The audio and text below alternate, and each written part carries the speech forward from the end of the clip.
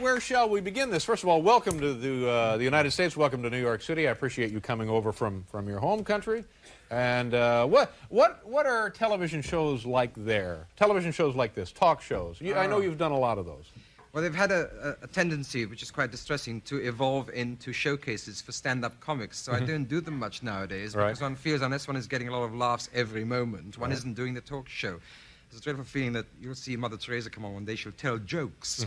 In fact, this one is a really tough one. I felt terrible out there. Everybody was falling about. They said, you're following a woman with crabs. The Letterman show. I think we've all made that mistake a time or two, haven't we?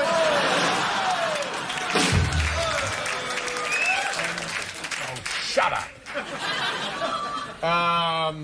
Do you consider yourself to be, you're very prolific as a writer. I can't imagine sitting down in my life and turning out one play. But because of that, or maybe just by personality, are you a private person? I try to be. In fact, I do go out of the house sometimes, but I have a sort of catastrophic tendency to make mayhem of my social life. I have a missing lobe, and I can't recognize famous people, and sometimes members of my own family.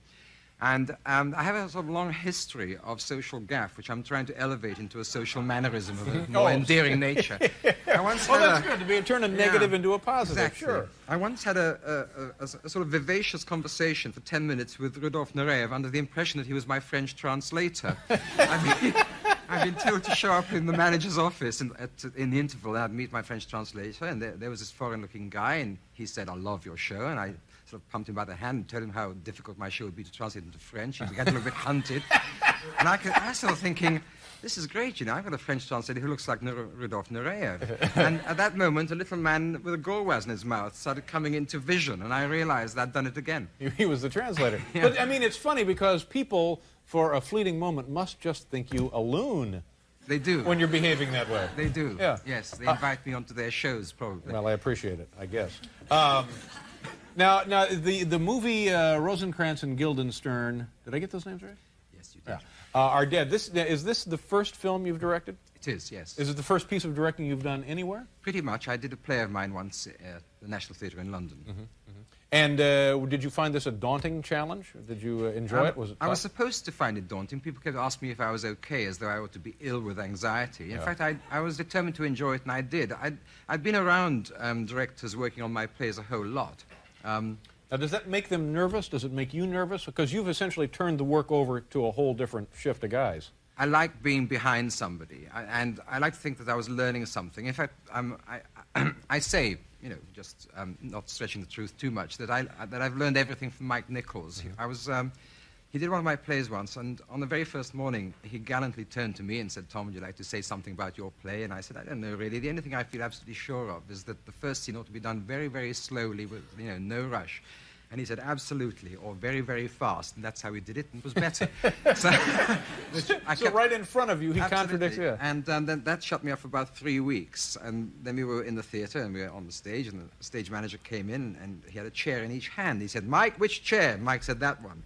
And I thought, well, I'll never learn to do this. Yeah. 2 chairs. And I asked him, he said, "It's okay, I didn't know either. The thing is not to hesitate." Yeah. So it makes no difference, but you have to make that decision. That was the important lesson for directing. Have you, in your experience, turned over a play to a group of people who were going to produce it and witnessed it being mangled? I would think not, probably, huh? Oh, yes. Really? I mean, you know, if one is unwary enough to visit the event, yes, occasionally. Yeah. I tell you, in all seriousness, what I like to see is a production which is nothing like the first one. What tends to happen a little too often is that people see the first one, and if it worked out well, they try to do that again, and that's always a slight disappointment.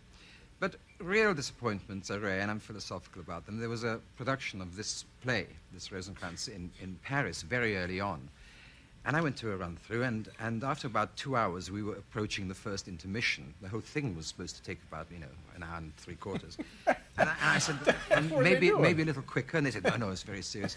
And they had very tony, high-class people in it. And it was kind of like the only time I've seen it boring. Yeah. What were they doing to kill that much time on stage? They were treating it with a sort of reverential respect. In fact, it's a play and Touchwood, a film, which has as its center a comedy double act, and it's supposed to have that metabolism. Yeah. We were looking at the film this afternoon. It has a great look to it.